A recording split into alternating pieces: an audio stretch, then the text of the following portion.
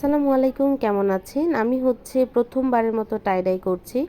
আর এই যেদিন আমি টাই-ডাইটা করছিলাম এই দিন আমি ৩-৪টা কাপড়ে টাই-ডাই করেছি আর ভিডিও ৩-৪টাই করেছি। এখন আমি জানি না কোন ভিডিও আগে আপলোড দিয়েছি। যাই হোক, এই ভিডিওটা তো আমি আগে আপলোড দেই নাই। আর এই ভিডিওতে আমি দেখাবো টাই-ডাই করার জন্য A to Z কি লাগে আর একজন বিগিনারের জন্য কি টাই-ডাইয়ের জন্য প্রয়োজন, এই সব কিছুই আমি আপনাদের এই ভিডিওতে বলবো।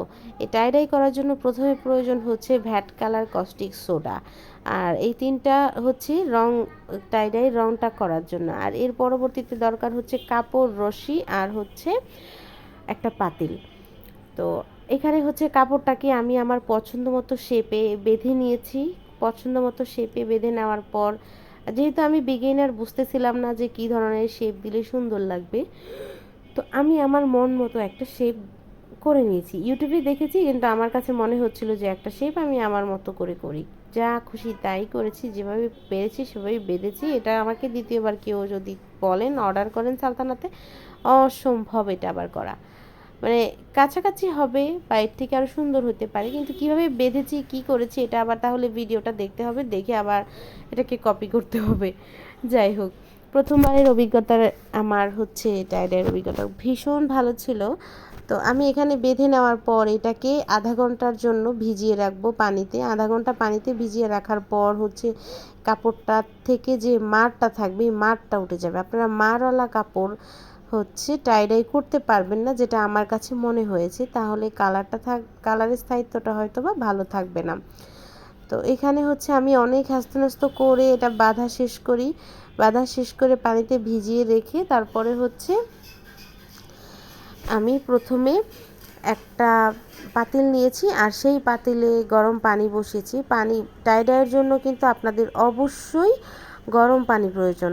একদম খালি পানিতে, ঠান্ডা পানিতে কিন্তু টাই-ডাই করা যায় না। তো আমি একটা পাতিলে গরম পানি করে নেওয়ার পর এই পানিটা গরম হওয়া পর্যন্ত অপেক্ষা করে, গরম হওয়ার পর সেখানে যতটুকু আমার কাছে ছিল রং, ভ্যাট কালার, কস্টিক সোডা, এই তিনটাই দিয়ে দেওয়ার পরে এইভাবে ফেনা ফেনা উঠে। যেহেতু আমার চুলার আঁচটা একদম অল্পতে ছিল, সেই জন্য হয়তো বা ফেনাটা একটু বেশি উঠেছিল। আমি ইউটিউবে দেখেছি অনেকেই অনেকেই চুলার আঁচ বন্ধ করে ফেলে। আমি চুলার আঁচ জ্বালিয়ে রেখেছিলাম।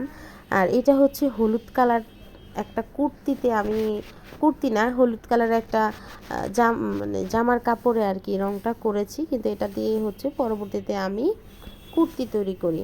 আলহামদুলিল্লাহ, কুর্তিটা অনেক সুন্দর হয়। আপনাদেরকে আমি অবশ্যই ছবি পাঠাবো, যেহেতু এখন আমি সময় পাচ্ছি না ছবি তোলার। ঈদ টাইম, সালতানাদের অর্ডারে এত চাপ, আর এই পেজের অর্ডারে তো আছেই। ঈদ টাইম তো সবারই মাশাআল্লাহ অর্ডার আসে, সবাই কেনাকাটায় ব্যস্ত থাকে।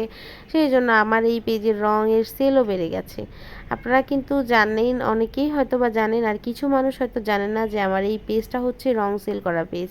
আপনারা চাইলেই পছন্দের রং আমাদের পেজ থেকে নিয়ে নিতে পারেন। আর এই যে দেখেন, এই রঙগুলো নিয়ে কিন্তু আপনারা হ্যান্ড পেইন্ট করতে পারেন। আর হ্যান্ড পেইন্ট শেখার জন্য সালতানাত তো আছে, এগুলোর ভিডিও থাকে। এর ভিডিওগুলো দেখলেই আপনারা বুঝতে পারবেন কত সোজা। যারা অল্প অল্প পেইন্টিং পারেন তাদের জন্য তো আরও সোজা। এখানে আমি প্রথমে যখন এটা ওয়াশ করি, দেখি একদম বাদামি রং হয়ে যায়, আমার মনটা ভেঙে একদম খান খান হয়ে যায়।